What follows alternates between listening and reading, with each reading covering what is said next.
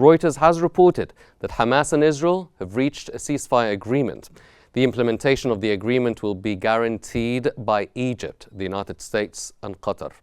The deal is structured in phases, with the first phase focusing on detainee releases and a 6-week ceasefire.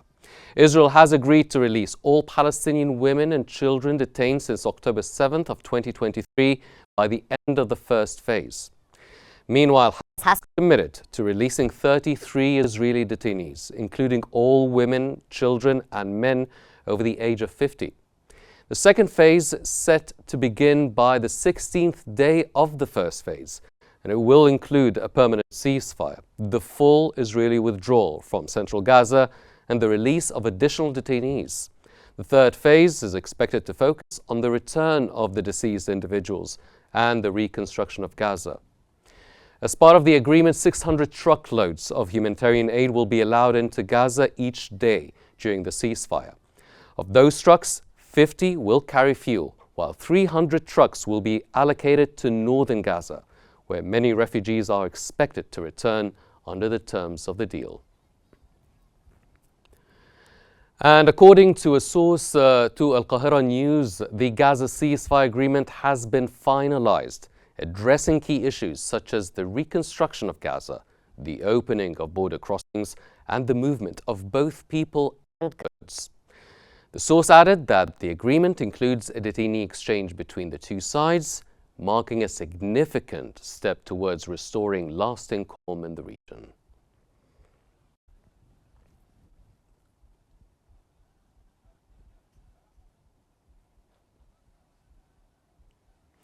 Ladies and gentlemen, we are once again joined by Dr. Mohammed Osman, the International Relations Specialist. Dr. Osman, thank you for staying with us.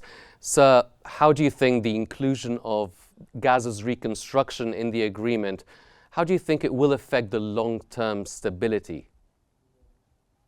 Well, the inclusion of this issue in the agreement proves, without a shadow of a doubt, that this is a comprehensive agreement with very long-term dimensions, meaning that it takes into account the preserving long-term stability in Gaza and the cessation of hostilities, and preserving stability and ensuring the restoration of normalcy to the people of the Gaza Strip requires reconstruction. And I think that a commitment to reconstruction efforts is a very positive sign. It means that this ceasefire agreement is here to stay, because some Israeli sources in the media before the announcements that were made were always saying that this will be a temporary arrangement, that this will be a 6-week ceasefire or a 90-day ceasefire. However, now I think we can speak with certainty to a great extent that this is a permanent ceasefire, because no one would even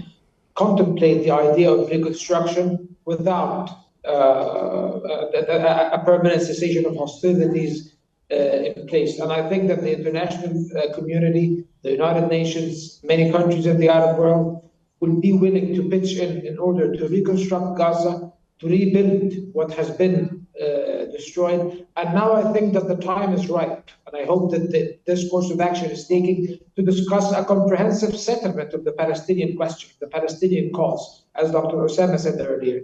It's very important that we not neglect the Palestinian issue just because a conflict is not going on there anymore. Actually, pressure has to be exercised at this point to capitalize on the current achievement and the milestones that have been reached in order to actually restart meaningful peace negotiations on the basis of the two-state solution on the 1967 borders, the West Bank, the entirety of the West Bank, the entirety of Gaza, East Jerusalem, as a homeland for the Palestinian people, a sovereign Palestinian state that is already recognized by over 140 countries. This huge turn of events that we are witnessing now has to be exploited.